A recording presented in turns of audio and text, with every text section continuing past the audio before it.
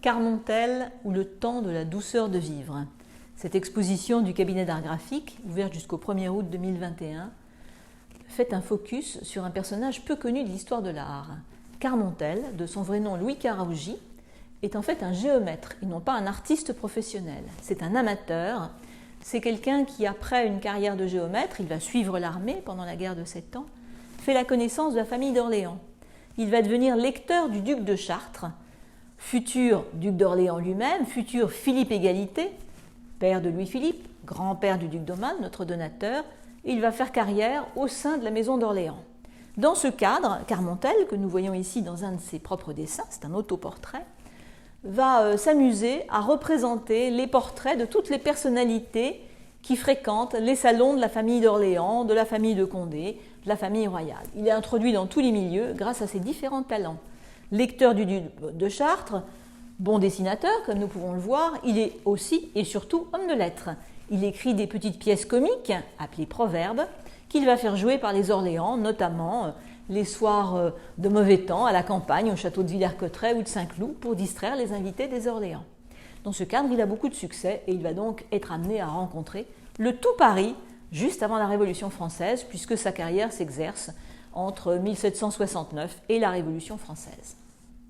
Le musée Condé à Chantilly possède la quasi-totalité de l'œuvre dessinée de Carmontel. 484 dessins rachetés par le duc d'Aumale, descendant bien sûr des ducs d'Orléans.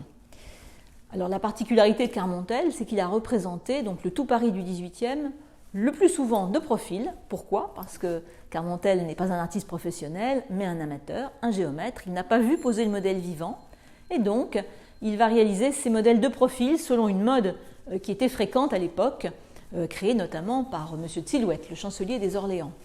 Alors, ces dessins de profil peuvent nous montrer, par exemple, le portrait du duc de Chartres, dont Carmontel est le lecteur, c'est-à-dire le futur Philippe Égalité, celui qui a voté la mort du roi, le grand-père du duc d'Aumale.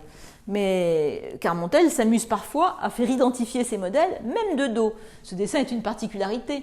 Il a représenté différents officiers, différents amis de la maison d'Orléans, tous de dos. Ils sont 6 ici, et les contemporains s'amusaient à identifier les personnages apparemment sans aucune difficulté en fonction de leur taille, de leur attitude, de leur façon de se tenir.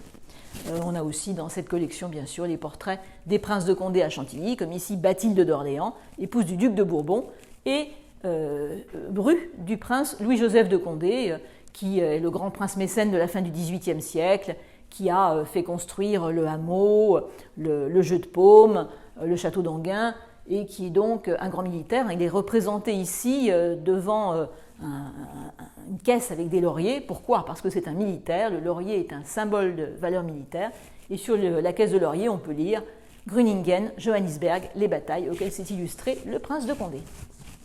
Chaque salle de l'exposition a un thème. Ici, nous sommes dans la salle dédiée à la musique, au théâtre et à l'opéra, domaine particulièrement cher à Carmontel, puisqu'il était lui-même auteur de petites pièces comiques qu'on appelait des proverbes.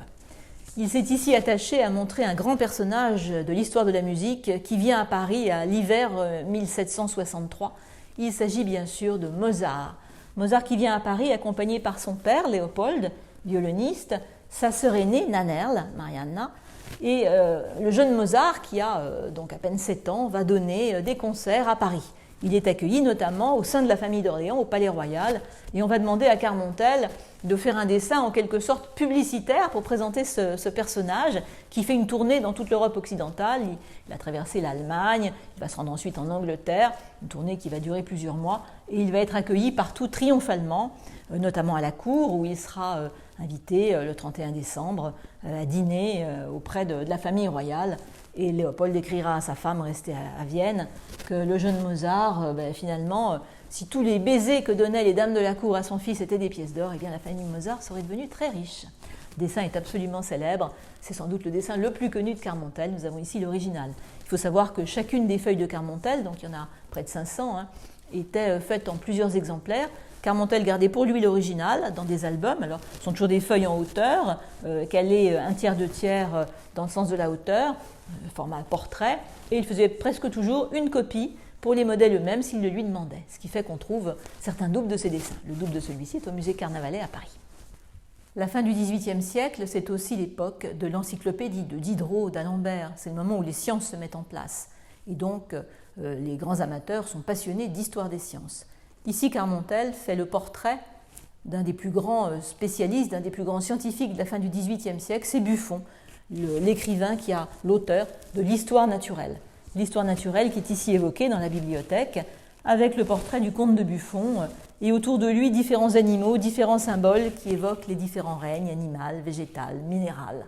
Donc dans tous les dessins de Carmontel, on a ces sortes de petits attributs pour identifier le personnage, mais tout un chacun à Paris à la fin du XVIIIe siècle reconnaissait parfaitement l'auteur de la célèbre Histoire naturelle, Buffon. L'époque de Carmontel, c'est la fin du XVIIIe siècle, c'est aussi l'époque de Jean-Jacques Rousseau, c'est l'époque du retour à la nature. Et Carmontel va devenir aussi paysagiste pour son maître, le duc d'Orléans. Il va dessiner en effet ce qui est notre jardin parisien du parc Monceau. Il va donc en dessiner les fabriques, les courbes, c'est un jardin à l'anglaise finalement, un jardin naturel. Et Carmontel va mettre au point un procédé pour distraire les invités des Orléans. C'est le procédé du transparent, quelque chose de rarissime dont le musée Condé a la chance de posséder un exemplaire. Un transparent sont des feuilles de papier collées à la suite qui forment un rouleau, ici de 12 mètres de long, rétro-éclairé du temps de Carmontel, et au moyen d'un axe, les feuilles étant disposées sur 2 rouleaux à chaque extrémité, eh bien on pouvait dérouler la promenade que font ces personnages dans une campagne riante avec des fabriques, des ponts. Donc en général, la promenade débute par un carrosse, les invités montent dans le carrosse et se déplacent comme dans un jardin, rencontrent des personnes, discutent, cheminent ensuite, prennent des bateaux, traversent des rivières.